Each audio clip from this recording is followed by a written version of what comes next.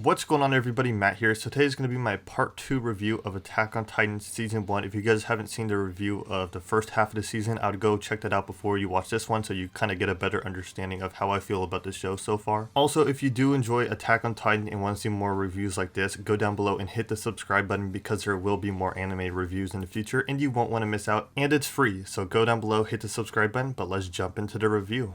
So the second half of Attack on Titan Season 1 are episodes 14 to 25, and I gotta say, I think I like these episodes a little bit better than the first half, and I enjoyed that first half quite a bit. Like, I really enjoyed that first half, but these episodes were a little bit better in my opinion. So this half of the season kicks off with the deliberation. They're trying to figure out whether they should keep Eren alive or kill him. And there's two sides of this. There's the military police, I believe it is, and then there's the scouts, and one side wants him dead, one side wants him alive, and then there's like a judge in the middle. He's going to make the final decision. And they're going back and forth on why he should live or why he should die. The scouts realize that they could use Eren to help them take back Walmaria in the future, so they want him alive. And there's this moment where it's like, oh, who knows what they're going to decide. And then Levi goes out there and just starts beating the shit out of Eren. And it kind of went to show that, they can actually control him, that, he has somewhat control of this Titan power, that it's not just like spontaneous and it can just go off whenever. I mean, he has control of it, but also the scouts have control. They could take care of this kid and they can really kill him if they wanted to. So they ended up letting Eren live, and then he ended up joining the scouts from there. There's a few things I forgot to mention in my first review of the show. One, the animation. The animation and art style for this show is incredible. I'm very much loving it. And it looks so good, so eye-appealing, so sharp and so detailed. I really like the animation, the quality, the style. It just all looks so great. The soundtrack is another aspect of this show that is just so well done. The musical score is just amazing, the pieces, and it just all adds to the atmosphere of the show, the feeling of the certain moments within the season. It's just a well done soundtrack. So after Eren joins the scouts officially, he is taken to the headquarters, which is like this castle type thing. It's a really cool structure. And there we meet a lot of characters and get a good understanding for them. And there's a few characters I want to touch on in this review from the scouts. One, Levi. Levi's a badass. Throughout the season, you see how skilled he is with the omnidirectional gear, how skilled he is killing titans, and he's just a badass overall. I like how he handles certain situations. I like how he's very direct and gives his thoughts and tells his opinion just straight face. He doesn't hold back. And I just can't wait to learn more about this character, possibly a backstory. I think that might add to his character. I feel like he has a great backstory, so hopefully we do learn about that. And yeah, he's just a great character so far. The next character I want to talk about is Commander Irvin. He didn't have as much screen time as Levi, but he's still a badass from what I saw. I like how he's the leader of the scouts, and he seems like a great leader. He makes great decisions, even though sometimes I was like, why are we going here? But he has a plan overall. And I just really can't wait to learn more about his character. From what I saw, I really enjoyed his character, and just can't wait to see what he does in the future seasons as the leader of the scouts. The final character I want to talk about is Hanji, I believe her name is. She's like the brains, I guess, in the scouts. She is very much like the person who runs experiments on Titans. And I really like her character a lot. I like her quirky personality, how she's so obsessed with Titans, trying to figure out, where they come from, what they are, what they're made of, how they interact. And it's just, I really enjoy her character. I like how passionate she is about all this. And again, I can't wait to see this character more in the future. She was one that really stood out to me, and I just really enjoyed this character overall. And I just really can't wait to see where she goes from here. So those are the characters I want to talk about in regards to this part of this season. Now let's jump back into the story. So there's a part early on in this season where Hanji gives a talk to Eren about the Titans, and we learn a little bit more about the Titans, their behaviors and their characteristics. And I'll be honest, the Titans up until now were very mysterious. It's like they came out of nowhere. What are they? And Hanji told us a little bit that they're basically like feather light. They're like, there's no weight to their body. I think they sleep during the night and get their energy from the sun during the day or something like that. And it just gave me a better understanding of the Titans because they seem so mysterious. Where did they come from? They look like humans. Are they humans? And just having that little more information about their traits and all that did help a little bit. I'm still very confused about the whole Titan situation, where they came from.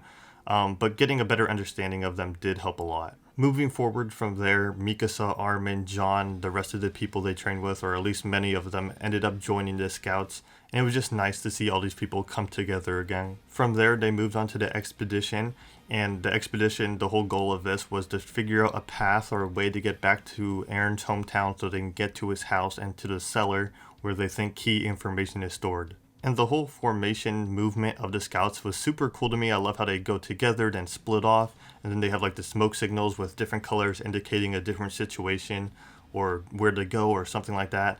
And it was just, I don't know, that was super cool to me. But during this expedition, things went south very quickly. While they were going forward, the female Titan showed up, and that caught me off guard. I did not expect the female Titan to show up. And she just is incredibly fast, incredibly strong. She was just taking out troops, and she almost took out Armin. And this is where things got a little interesting. Armin ends up getting knocked on the ground, and she places her hand on Armin's head and takes off his hood, revealing that it is Armin. And she doesn't do anything and just runs off. And that indicates she has an objective. She's looking for someone. Armin pieces that together.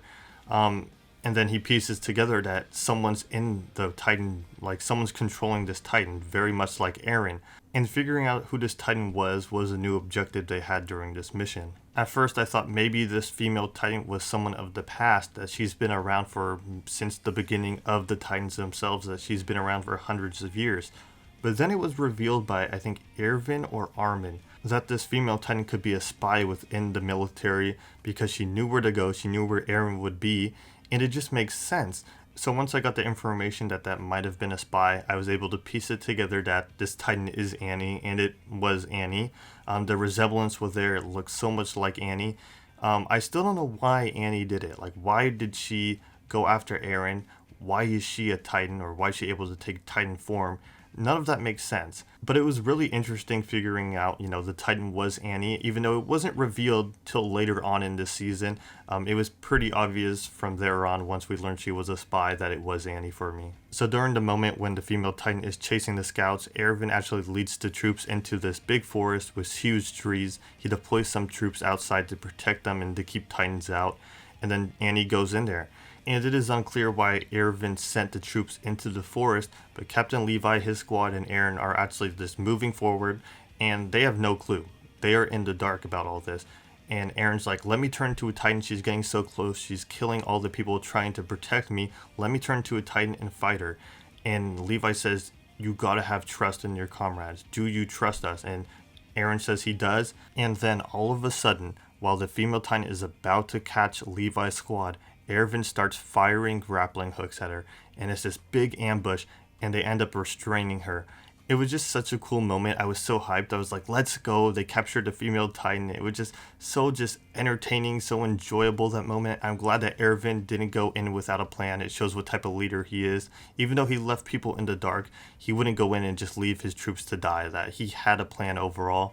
And the plan succeeded for a few minutes until everybody realized that the female Titan was a lot stronger and a lot more skilled than they would have expected. While she is pinned in the forest, it is revealed that the female Titan has this hardening crystal ability where she can form this hard surface on either her neck, her legs, her arms, wherever it may be, to prevent any damage. And I just love this idea that these Titans have special abilities that come with their Titan form. I think it's just a really cool concept, and I think it might create for some interesting Titans in the future, saying there are more out there like Eren and Annie.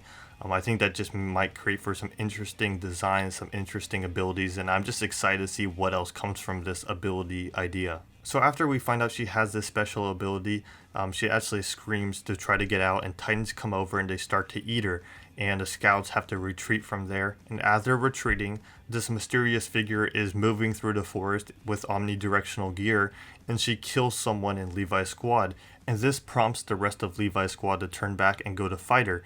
And she turns into Titan form, and they start slaying her arms, her legs, and it looks like, they can actually handle her. And then she starts slaughtering them all. And this just pisses off Eren. And while these people weren't in Eren's life for long, the people in Levi's squad, they were kind of siblings, like older siblings to Eren, and they really treated him as part of the family in a lot of ways. And seeing these people die just hurt Eren so much. It pissed him off. It just made him so angry that he turned into Titan form and went to go fight the female Titan. And that transformation into the Titan for Eren was just amazing. I love how they handled that scene. and the music, everything about that. And it was just, I had chills going down my body when they started fighting. It was an epic fight. It was back and forth for a little bit, but then you realize that Aaron's just kind of outmatched. Luckily, Mikasa and Levi show up, and we get to see Levi just go badass on the Titan, just trying to do what he can. They end up rescuing Aaron, and they end up escaping from the battle, and they start heading back home. Something that hit me very hard while the scouts were on their way home was Titans started chasing them, and to avoid the Titans and to get them off their trail, they ended up dumping the bodies of the fallen troops, the troops that died. And that just hit me really hard because it was like a decision that they had to make, whether they fight the Titans, which I think at the time they were in an open field, so it would have been very difficult, or they pushed the bodies off the cart and they let the Titans eat them, so they stopped chasing them. And the fact that they had to dump the bodies just hits very hard. It shows the reality of this, that people are dying. And the people back home, they don't get that peace of mind. All they know is their son or daughter's body, siblings' bodies out there somewhere, and they don't get the proper closure they deserve, and that moment just hit very hard for me. So after the scouts return back home, they end up figuring out through like a series of events that it is Annie. Annie is the female Titan, and they set up this plan to try to lure her in and kidnap her, restrain her, so they can finally capture the female Titan. And the gang, this wasn't the biggest surprise that Annie was the female Titan. I kind of saw the resemblance. And this also leads me to believe that I think the armored Titan is the other person within the scouts. He has like the shorter blonde hair, very light colored hair.